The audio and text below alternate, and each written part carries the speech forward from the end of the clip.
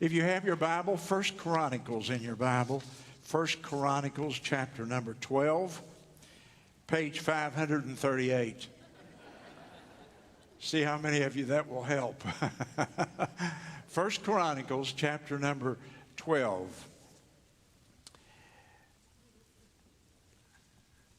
And of the children of Issachar, which were men that had understanding of the times to know what Israel ought to do. The heads of them were about 200, and all their brethren were at their commandment. I won't have you stand. That's the text tonight. Men that had understanding of the times to know what Israel ought to do. And there's a relevancy in that text tonight because of where we are right now in the life of our country. 200 men of one tribe here, the tribe of Issachar, understood what was happening in their nation, and they were able to influence the other people in the right way. I think you and probably every person in the country knows right now, even if you're on the liberal side, that something big is happening in America. These are strange times. These are times like none of us have ever lived before. Everyone senses it. Some rejoice in it. And some of us are revolted by what we see as occurring in the country. A well-organized and well-funded group of people, a large number of them, are seeking the destruction of our way of life, our Constitution, our traditions, our heritage, our economic system, our freedoms. They're seeking the destruction of our family units. And most of all, they're seeking the destruction of our faith. I have not overstated what's happening. I don't believe. I thought about that statement before I made it. And so what we're watching in America right now is an attempted revolution, a complete upheaval and turning upside down of the social order, which includes our faith. Our First Amendment rights are being violated frequently. Freedom of religion, with churches being closed down, with people being silenced from the internet or from the public media. Freedom of speech is being violated, one of our First Amendment rights. This week, the former president of the United States was banned from which is it, Twitter, I think he was on. He was banned for 2 years. Now, we've always lived in a country where we welcomed people's freedom to speak, even if we disagreed with them. So the argument is not in favor of Donald Trump. I don't care if you like Donald Trump or not. I think everybody has the right to say things that we don't agree with and that we don't like. I believe in freedom of speech. If there's anybody that's been blessed by freedom of speech, it's been me. I get to stand here and say what I feel the Lord would have me say. And so when that freedom is abridged, or the freedom to meet and gather together as God's people, then we have real concern about the country. But we've also seen something else happen in the country. The leadership of the country, the political elites, the media, the educational establishment, particularly in the universities.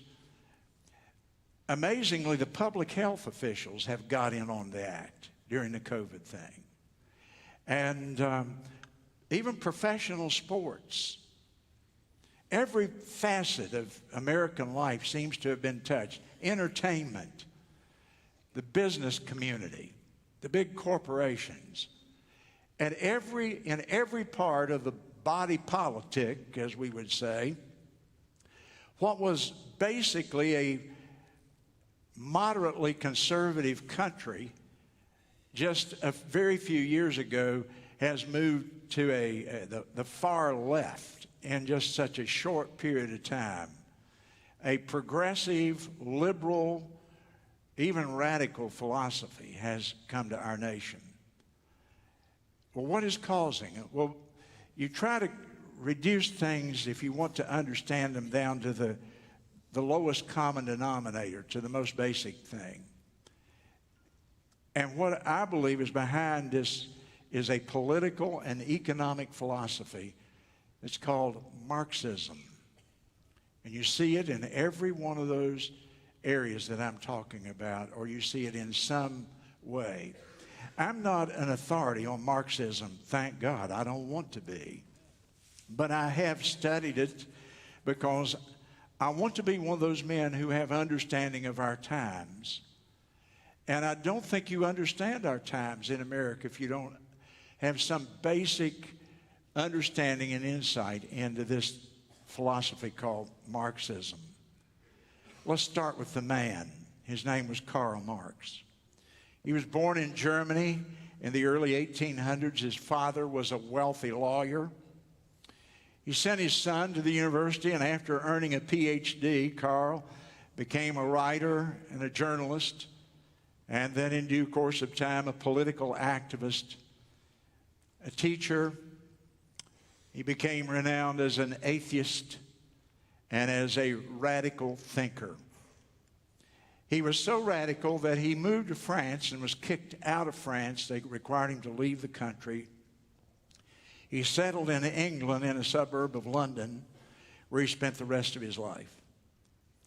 When he died, he was buried in a cemetery there was a reserved place for radicals and free thinkers and atheists and so on, because in those days, thank God, people didn't want to be buried beside an atheist. And so they had their own area over here for the unbelievers. And they put Marx's body there. One source tells me that they had to bury him in an unmarked grave. He was so hated, they were afraid that somebody would desecrate the gravesite. His most well-known book that he wrote during his life was called Das Kapital. He was German, of course, and the title of that book in English is just simply Capital, meaning money, as in capitalism. He co-authored some of his works with a friend, Frederick Engels, and together they wrote the Communist Manifesto, which you may have studied that or been required to read that at some point in your education. Engels was a wealthy man. His father owned a number of textile mills, and he financed Marx. Marx was unable to even make a living for himself throughout much of his life. And so Engels would give him the money, the difference in what he needed to live on and what he didn't have. And so Frederick Engels is widely associated with him, though, but it was Marx who was the leader, the thinker. I personally believe that Karl Marx was satanically inspired. I believe he was one of the most evil men of all history. We always talk about Hitler because Hitler killed all the Jewish people, the 6 million Jews. And it's hard to say who is the wickedest, but Marx's theories have been responsible for killing far more people than Adolf Hitler ever killed in his lifetime. In that sense, Marx may have more blood on his hands than anybody in all of human history. His theories have, everywhere they've been tried, have created hatred, division, suffering, a literal bloodbath, a bloodshed, and death, and perhaps more than any man who ever lived. And that's not an exaggerated statement. And his evil philosophy is very much alive in America today. It's growing, is the sad part. Well, what did Karl Marx believe and what did he teach? So let's talk about Marxist theory for a few minutes. If you're going to understand what is happening around our country today, listen, and this will open your eyes to so much. Marxism started out as a political and an economic theory. Marx divided society into two groups, and he called them the oppressed and the oppressors. The oppressed, he used the French terms, the proletariat, and the oppressors, he referred to them as the bourgeoisie. The oppressed, or the proletariat, were the workers of the world. And he referred to them as labor as opposed to capital, those who had the money. So the oppressed were the workers, the laboring man, the working man and woman, the poor. And Marx taught people to be very aware of their class, the class that they were in, class consciousness we talk about. Class consciousness means that you think of yourself as a member of a class rather than as an individual. I don't think of myself as a member of any class. I'm a Baptist, and that's about the only thing I'm a member of. But I don't even go around thinking I'm a Baptist, I'm a Baptist, I'm a Baptist. I am one, but I don't think of myself in some category. I'm a man. I'm an individual. I'm a human being made in the image of God. That's what I'm most proud of being identified with. But Marx emphasized class consciousness. The oppressed, one group, the larger group. And then there were the oppressors, the bourgeoisie. And that was anybody who had money, anybody in the wealthy class, anybody who actually owned property. If you were a property owner, or you owned a factory, or you owned a business, or anything like that, you were one of the oppressors. By definition, it didn't matter if you treated your employees better than anybody ever treated them in history. You are an oppressor because you're a member of the oppressor class. You're stereotyped and stamped with a label, and that's who you will always be. You can't escape that. Now, by the way, that's what's happening today. You see, I'm white. I can't escape it. And that's bad in the culture today. So the same thing is being played out. So you have the proletariat, the oppressed, the workers of the world. The phrase, the workers of the world unite, came from Marx. And then the oppressors, the bourgeoisie, anybody with money, with property, with business. And Marx came up with this phrase. From his writings, we read this phrase: from each according to his ability, to each according to his needs. From each person according to his ability, to each according to his needs. Well, that really sounds attractive, doesn't it? I mean, that sounds fair, doesn't it? But it's been the basis of more exploitation and bloodshed than you can count. The idea was that each person would contribute to their society according to their best efforts. It assumed that everybody would work to his best efforts, use his talents to his best ability. Each person would contribute to society according to his best effort, and then each person would receive back from society in a paycheck or whatever, what he needed for his life, his health, his safety, and so on. There was a trade-off. You give your best, and they give you, and you get back your given. And we call this the beginning or the seeds of socialism. Marx taught that capital, the ruling class of people, always, without exception, exploited the laboring class of people, the working class. And so this set up a class struggle. And there's always going to be this tension, this opposition here between these two groups, the oppressed and the oppressors. And this class struggle, this conflict of interest that they both had, would inevitably become violent. And it would produce a class hatred, we find out as we look at history. That Marx was a person who stirred up hatred by virtue of his teaching wherever his theories were taught.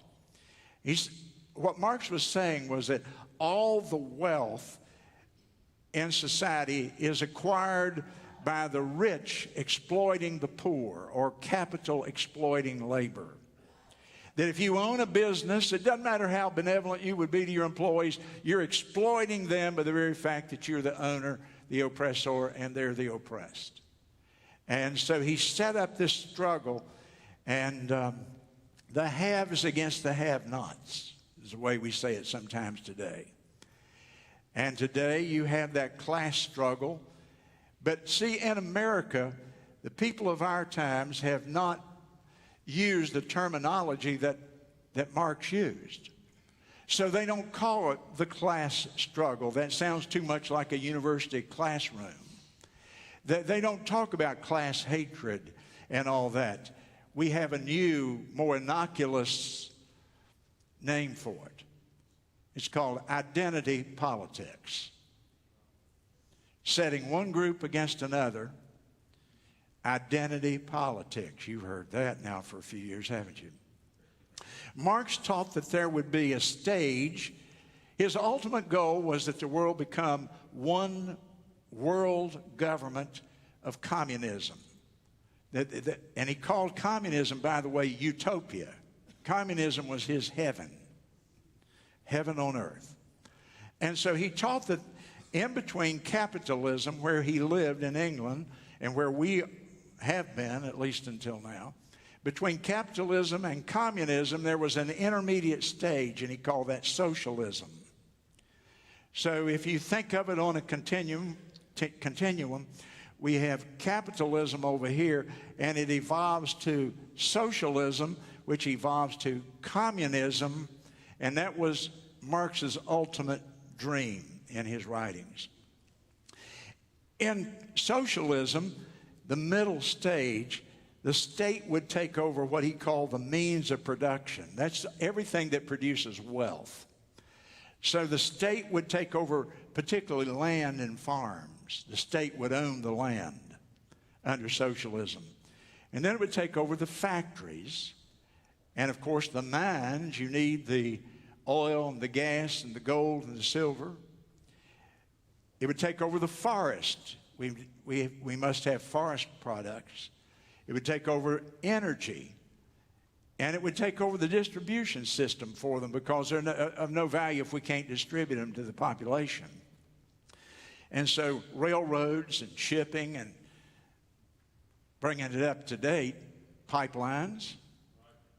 See, all of that is part of the distribution system. Airlines, shipping. And he wanted the state to take over all of that. And then that would lead us to the final stage, which would be communism, utopia, where even homes and personal property would become the property of the state. In socialism, the state owns the means of production, all the things that produce wealth. But in communism, the state would even own your personal property, your theoretically the clothes on your back. In Russia, in China, for example, even if you buy a car, the state still ultimately owns it, or a piece of property, anything that you could buy. Now, do you remember a few months ago, I preached a series on the Great Reset? And I showed you a video of a young man standing there smiling, and he said, the goal is for the Great Reset to be completed by 2030. Which, if you think about it, is what? 8.5 years from right now? And the goal will be, and he had this smile on his face, you will own nothing and you will be happy. Straight out of Karl Marx. Straight out of it. You'll own nothing and you'll still be happy. The worker's paradise, utopia, the nearest thing that Marx could think of for heaven. But I should say that Marx hated religion. Particularly did he hate Christianity. I read you some quotes from his writings. Quote, the first requisite for the happiness of the people is the abolition of all religion. End of quote. Listen again. The first requisite for the happiness of the people is the abolition of all religion. Marx later said, "My object in life is to dethrone God and destroy capitalism." He had this phrase that you're familiar with, this one: religion is the opiate of the people. What he really believed, and he wrote about it pretty extensively, is that religion was like a drug that the ruling class used to prevent the workers from revolting. If we got them religious, they wouldn't rebel against their owners and taskmasters and the business community and so on. And so the capital could keep labor in subjection through using religion. And of course, he was an atheist. And about the time that he was writing, of course, Darwin was writing about evolution, and so Marx became an ardent evolutionist, because this explains the origin of the universe, creation. It explains it without a God being there, and since he didn't believe in God, it certainly fit his plan.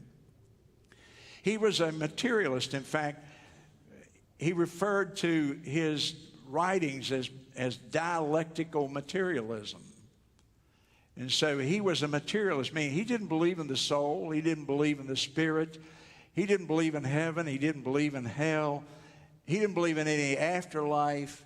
He really believed that man was just an animal, purely a physical body, and that's it. When you die, you die.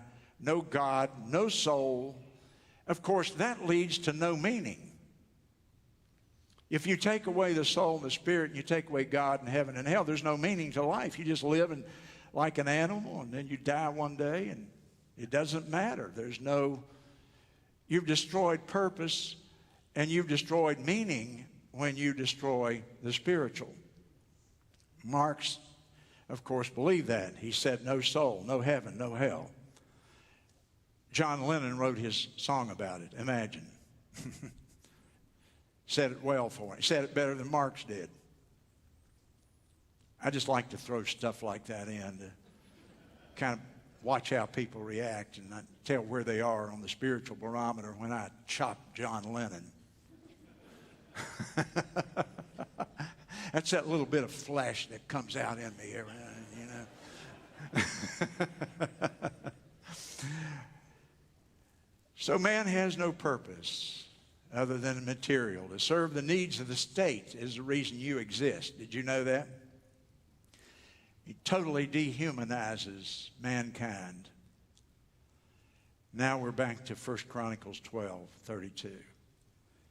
They were men that had understanding of the times to know what Israel ought to do. You underestimate Marx if you think he didn't really try to, though he hated religion, he really tried to invent a religion. His God is the state. The state has all power. His idea of creation is evolution. His Bible is his writings and other socialist writings of the time. His heaven is communism. But where he fails is there's no purpose. I never will forget in 1977 when I took my trip behind the Iron Curtain to 16 countries, but I think 12 of them were communists. I went with a man, Bill Bethman, who is now in heaven, but Bill had lived there and been there scores and scores of times. And Bill would often point out when we were walking on the streets in Budapest or some communist city, Minsk or somewhere like that, he would say, look at the people. And you would look at the people. When you studied the people, there was such a hopelessness. There was no joy. Nobody spoke. There was no kindness. It was about as cold and sterile and despairing environment. And Bill would point this out to myself and the other two men, because he would say, you know, how could you have any purpose? How could you have any joy living in a communist state like this? And obviously, you couldn't. Now, when Klaus Schwab wrote The Great Reset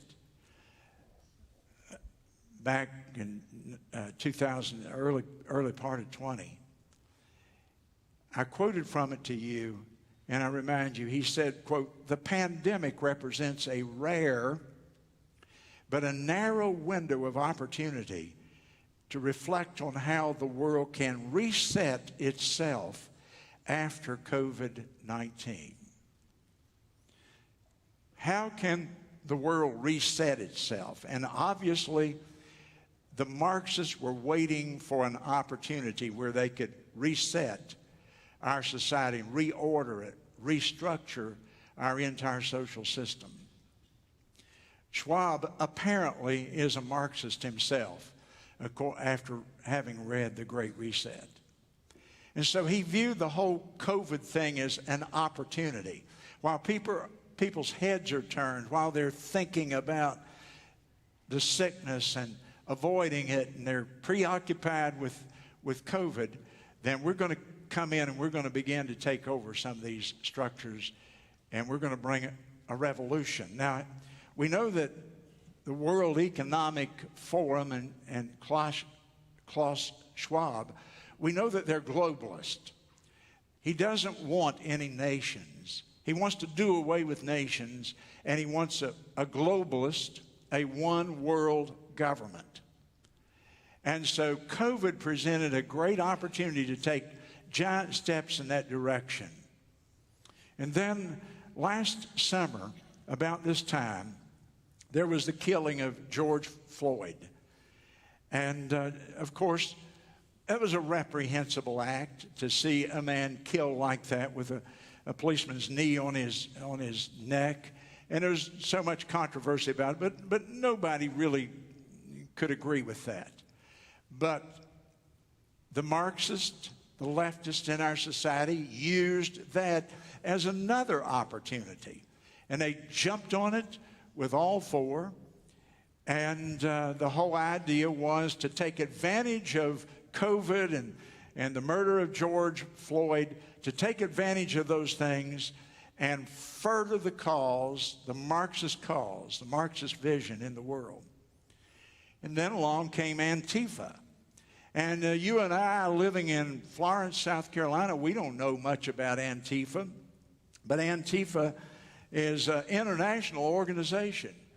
They've been active in Europe, in the European cities where they smashed. And you remember a few years ago, they tore up a number of cities. And then there was this Wall Street group that were destructive. And all of those groups come out of this same philosophy, this Marxist philosophy.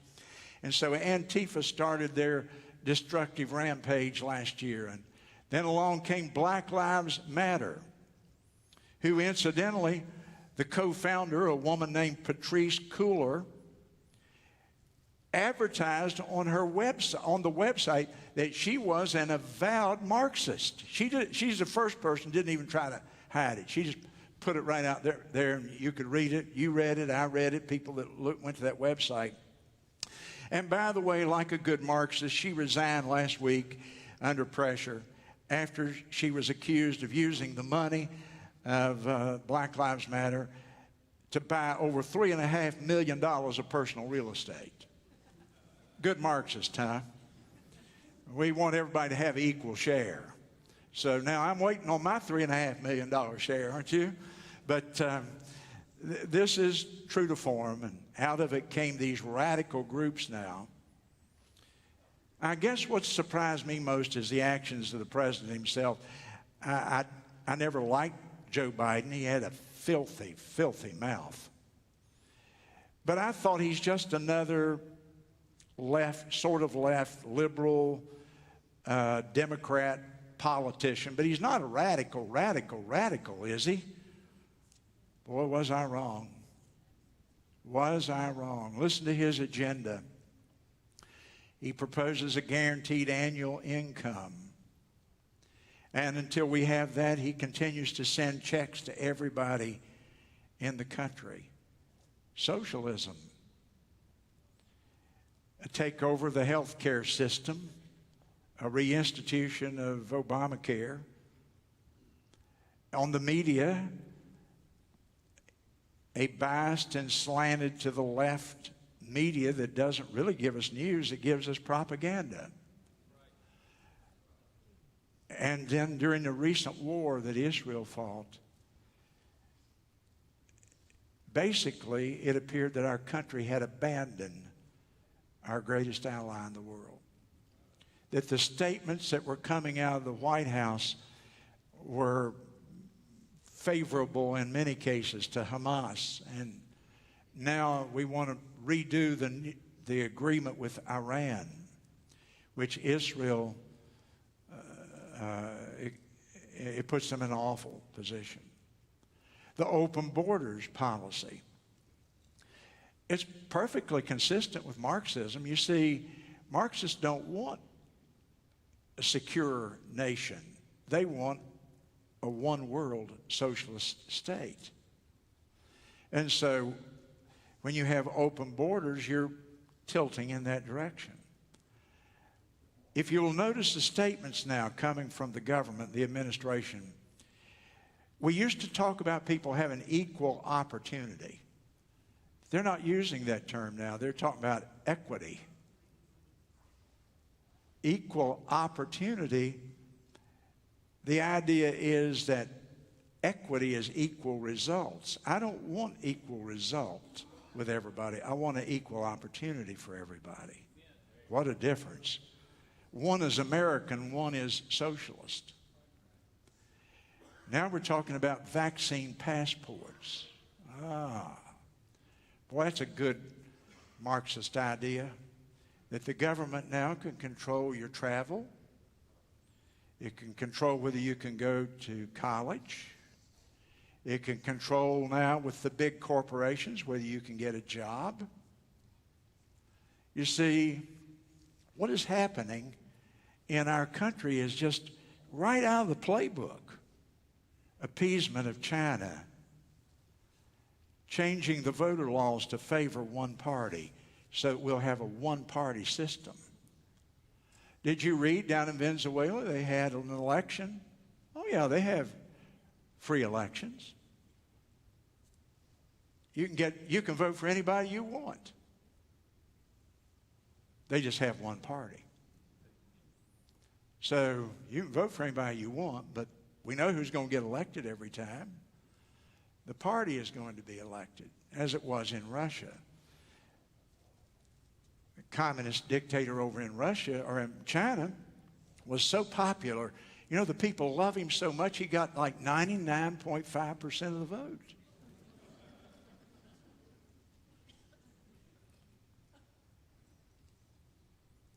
Marxism has been tried many times over the last 100 years, and it's failed every time. The first time Marxism was tried was in Russia in 1917. They had a revolution led by Lenin. Before it was over, 25 to 30 million people were killed.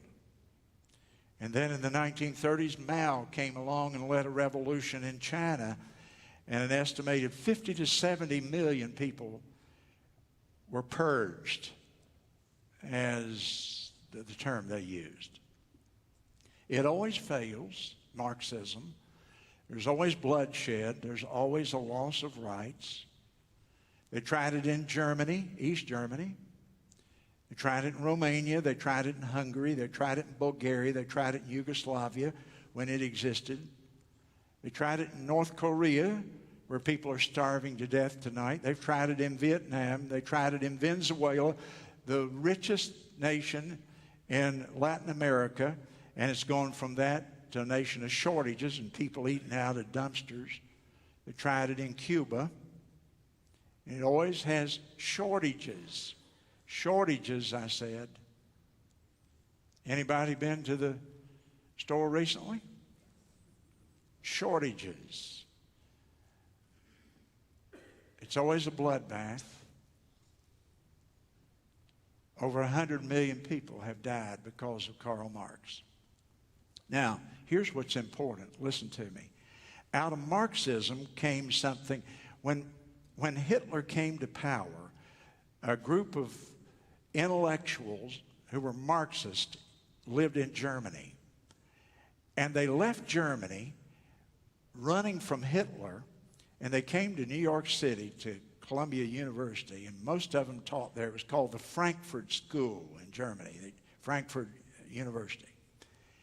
And they were Marxists, and they settled in our country, most of them in the Ivy League schools, most of them at Columbia at first, and they've spread out since. And they invented something called critical theory.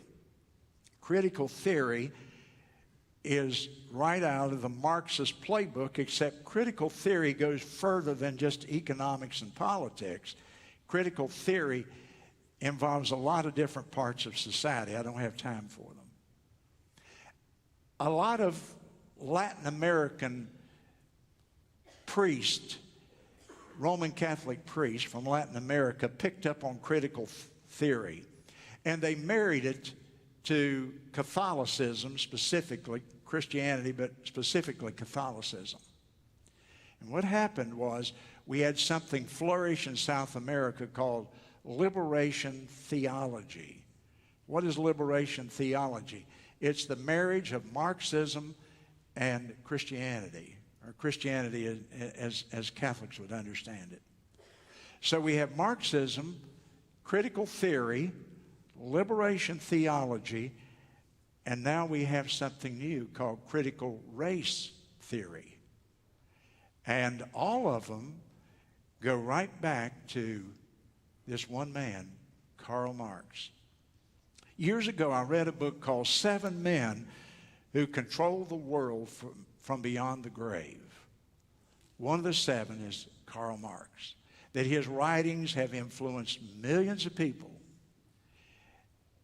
And what mostly should concern us tonight is that if your young person is going to a state-supported college or university, they are going to be thoroughly immersed, I mean thoroughly immersed, in Marxist theory before they get out of college in the majority of cases,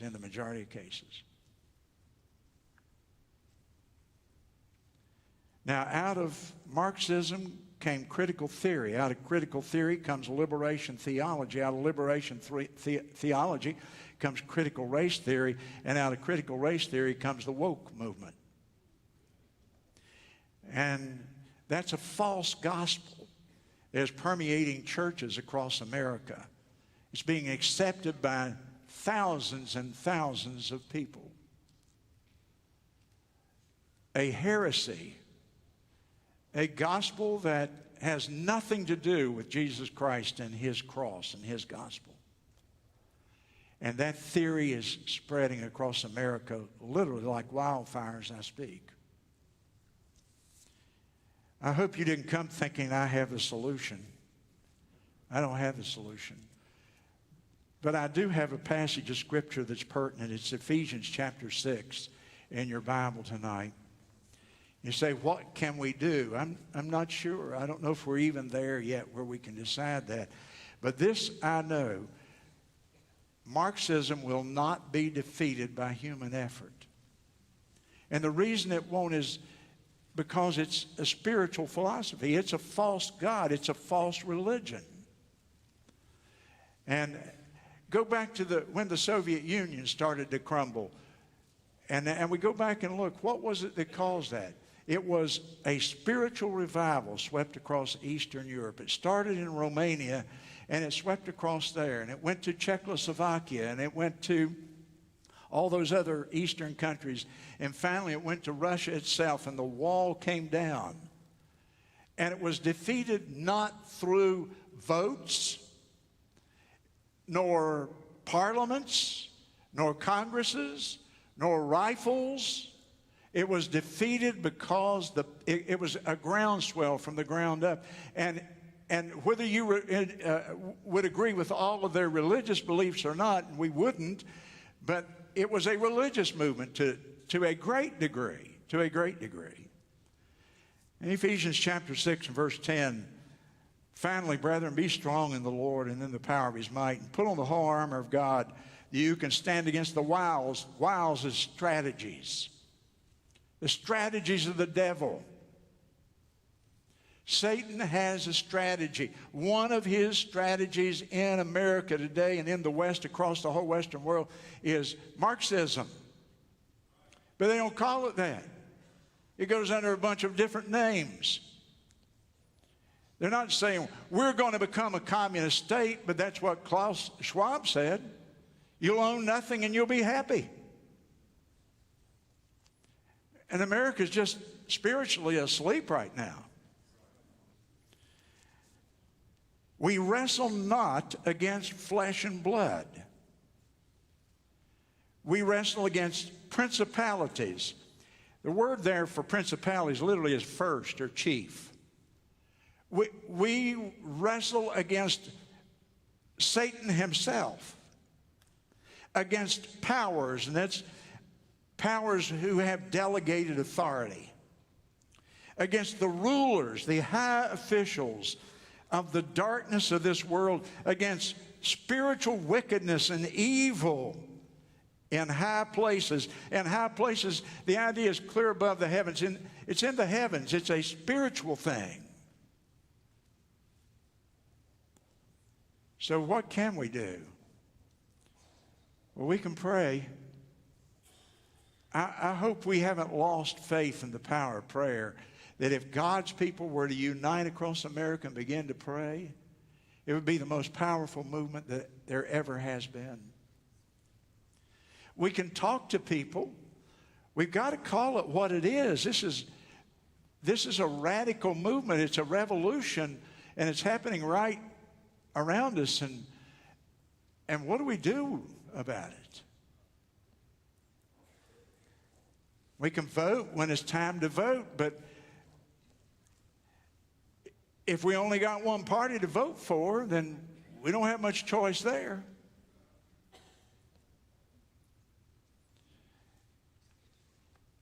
People my age sitting across this building, we know what communism is. We used to read about it. We heard about it. We watched the news.